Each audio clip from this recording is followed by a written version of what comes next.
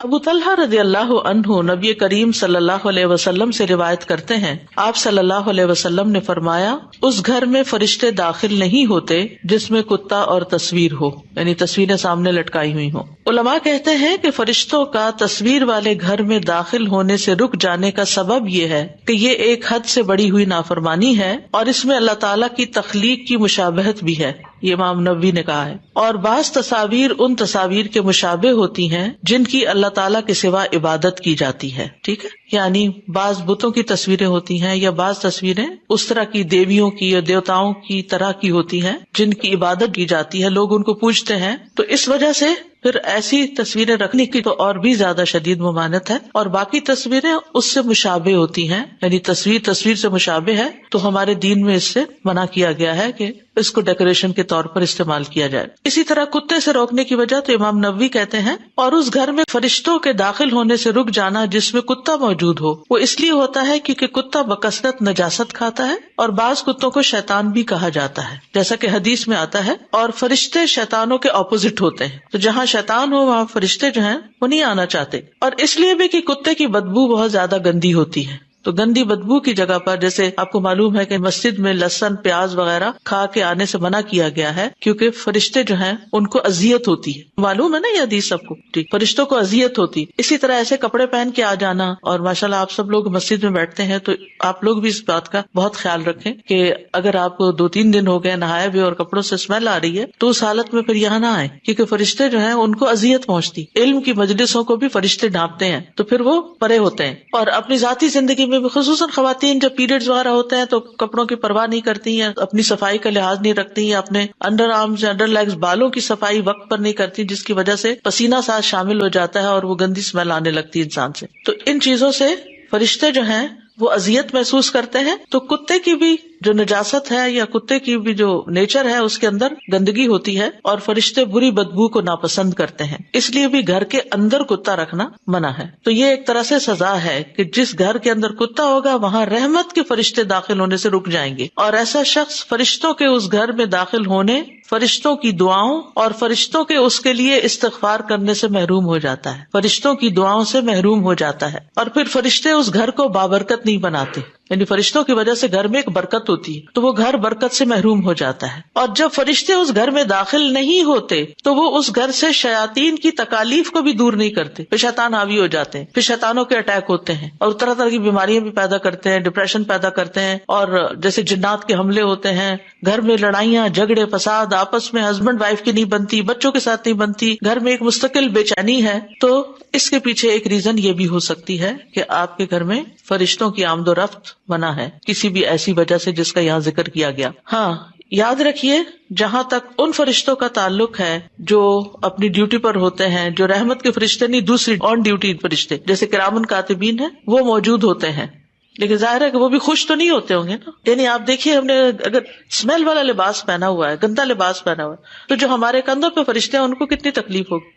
کسی گندے بندے کے پاس کوئی دوسرا بیٹھ جائے تو کلاس میں یا ویسے یا جس کے منہ سے اسمیل آ رہی ہو تو کتنی اذیت ہوتی ہے، انسان کی کنسنٹریشن ہی ختم ہو کے رہ جاتی۔ تو اس سے پھر کندھوں والے فرشتوں کو بھی، کندھے پہ بیٹھتے ہیں جہاں بھی اللہ جانتا ہے، تو بچپن سے چونکہ ایک بات کہی گئی تو وہ ذہن میں ایسی بیٹھی ہوئی ہے کہ ابھی تک کرامن کاتبین اور کندھے ساتھ ساتھ آتے ہیں۔ تو دائیں اور بائیں کی بات ہے بیسیکلی، یعنی دونوں طرف ہوتے ہیں۔ دوسرا یہ ہے کہ جیسے روح نکالنے والے فرشتے ہیں، وہ بھی اگر کسی کی جان نکالنی ہو تو اینما تکونوا یدرککم الموت، وہ فرشتے اس لیے نہیں رک جائیں گے کہ ان کے گھر میں تصویر ہے یا کتا ہے، لیکن یاد رکھیے کہ اس وقت بھی پھر رحمت کے فرشتے اندر نہیں آئیں گے جان لینے کے لیے۔ تو اس لیے اگر آپ کسی ہاسپٹل میں بھی ہوں، بعض اوقات کھانے پینے کی چیزوں یا اس کے اوپر بھی تصویریں بنی ہوئی ہوتی ہیں، میگزینز بڑے ہوتے ہیں، ایسی سب چیزوں کو یا ڈھانپ دینا چاہیے، ریموو کر دینا چاہیے وہاں سے۔ تو بہرحال اس حدیث سے پتہ چلتا ہے کہ گھروں میں تصاویر اور کتا رکھنے کی ممانعت ہے، اور اس کی دلیل ایک اور حدیث سے بھی پتہ چلتی ہے جس میں جبریل علیہ السلام ایک مرتبہ حضور صلی اللہ علیہ وسلم کے پاس آنے والے تھے لیکن وہ نہیں آئے۔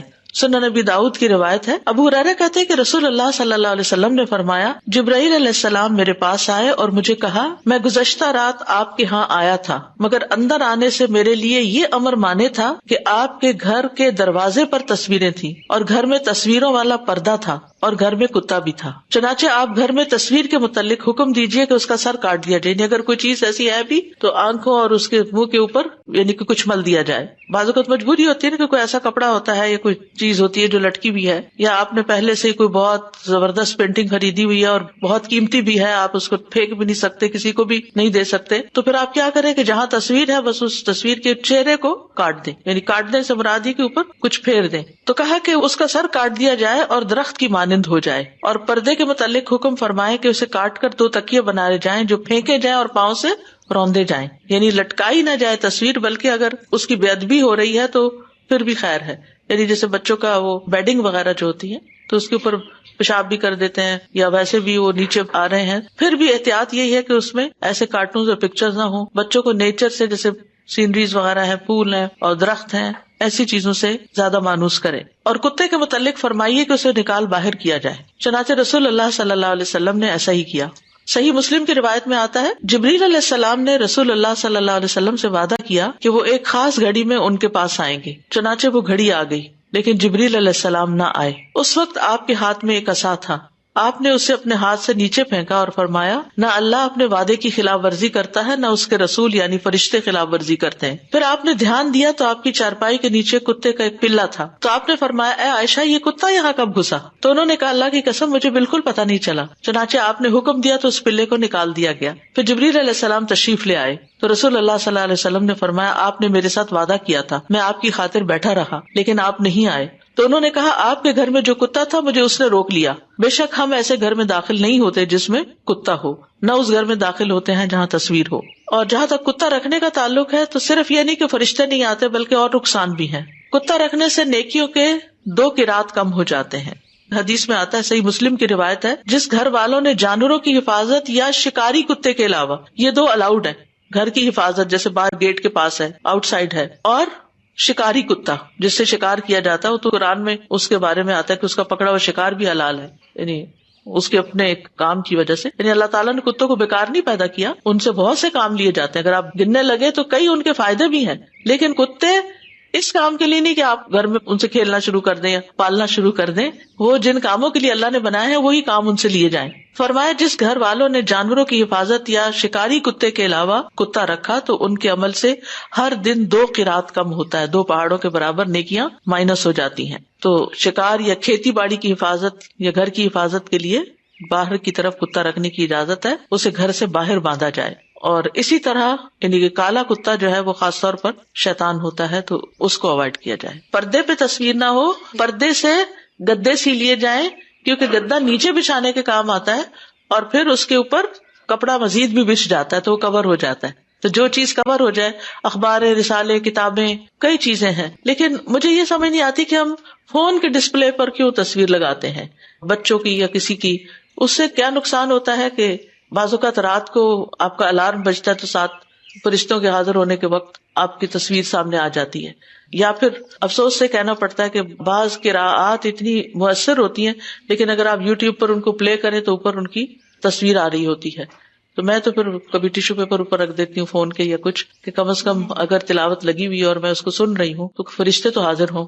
سنن ابی داؤد کی روایت میں آتا ہے رسول اللہ صلی اللہ علیہ وسلم نے فرمایا ہر نشہ آور چیز حرام ہے. جس چیز کا فرق نشہ آور ہو تو اس کا ایک چلو بھی حرام ہے.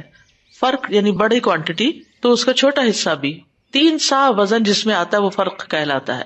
اسی طرح انرجی کے لیے، طاقت حاصل کرنے کے لیے بھی نشہ دلانے والی چیزیں حرام ہیں. دیلم ہمیری رضی اللہ عنہ روایت کرتے ہیں میں نے رسول اللہ صلی اللہ علیہ وسلم سے سوال کیا اور کہا اے اللہ کے رسول، بے شک ہم سرد علاقے کے لوگ ہیں، ٹھنڈے علاقوں میں رہتے ہیں، ہمیں پرمشقت کام کرنا پڑتا ہے.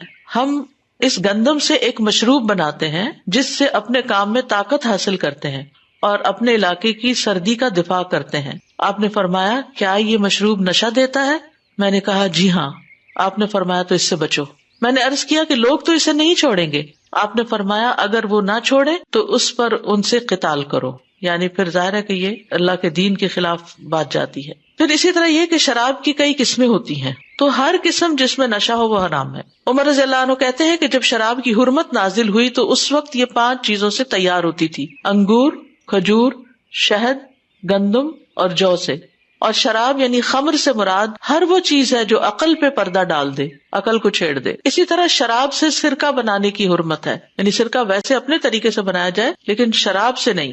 انس رضی اللہ عنہ کہتے ہیں صحیح مسلم کی روایت ہے کہ نبی صلی اللہ علیہ وسلم سے شراب کو سرکہ بنانے کے بارے میں سوال کیا گیا تو آپ نے فرمایا نہیں. اسی طرح شراب سے علاج کرنے کی بھی حرمت ہے. آپ نے فرمایا کہ یہ دوا نہیں بلکہ دا ہے. دا کا مطلب بیماری ہے. شراب جو ہے اس سے متعلق بہت سخت وعیدیں آئی ہیں ہمارے دین میں. صحیح بخاری کی روایت میں آتا ہے وَلَا يَشْرَبُ الْخَمْرَ حِينَ يَشْرَبُهَا وَهُوَ مُؤْمِنٌ. جب کوئی شخص شراب پیتا ہے تو شراب پینے کے وقت وہ مومن نہیں ہوتا. پھر جنت سے محروم کرنے والا فعل ہے. نبی صلی اللہ علیہ وسلم نے فرمایا شراب کا عادی جنت میں داخل نہیں ہوگا. اس کو ام الفواحش اور اکبر الکبائر کہا گیا. نبی صلی اللہ علیہ وسلم نے فرمایا شراب بے حیائیوں کی جڑ ہے اور سب سے بڑا کبیرہ گناہ ہے. جو اس کو پیے گا وہ اپنی ماں، اپنی خالہ، اپنی پھپھی سے زنا کر بیٹھے گا. پھر ہر طرح سے ملعون فعل ہے. رسول اللہ صلی اللہ علیہ وسلم نے فرمایا شراب سے متعلق 10 طرح سے لعنت کی گئی ہے. خود شراب کی ذات پر، اس کو نچوڑنے والے پر، نچڑوانے والے پر یعنی جو آرڈر کرے، اس کے بیچنے والے پر، اس کے خریدنے والے پر، اس کے اٹھانے والے پر، جس کے پاس لے جائی جائے اس پر، اس کی قیمت کھانے والے پر، اسے پینے والے پر، اس کے پلانے والے پر. اسی طرح ایک اور حدیث میں شراب کو ہر شر کی کنجی بتایا گیا، یعنی اس سے ایک نہیں بے شمار خرابیاں پھوٹتی ہیں. آپس کے ریلیشن شپ خراب ہوتے ہیں، انسان کی عقل ماری جاتی ہے. عقل کی بنا پر انسان کو باقی مخلوقات پر فضیلت حاصل ہے. پھر انسان دوسروں کے حقوق مارنے لگتا ہے، پیسے چوری کر کے ایسے نشے خریدتا ہے. یعنی عقل کا بھی نقصان ہے، جان کا بھی، عزت و عصمت کا بھی، کیونکہ ام الخبائث ہے. مثلا کوئی چوری کرتا ہے تو اس میں مال کا نقصان ہے، کوئی زنا کرتا ہے تو عزت اور عصمت کا نقصان ہے. لیکن جب کوئی شراب پیتا ہے تو اس میں بہت ساری مزید خرابیاں بھی ساتھ شامل ہو جاتی ہے. ایسے دسترخوان پر بیٹھنے کی ممانعت ہے جہاں شراب پلائی جا رہی ہو. اسی طرح اگر کوئی شخص شراب پی کے مر جائے اور شراب اس کے پیٹ میں ہو تو وہ جاہلیت کی موت مرے گا. شراب پینے والے کی 40 دن کی نماز قبول نہیں ہوتی. شراب خباثتوں کی جڑ ہے. جو دنیا میں شراب پیے گا اسے جہنمیوں کی پیپ پلائی جائے گی. قیامت سے پہلے سود، زنا اور شراب عام ہو جائے گی.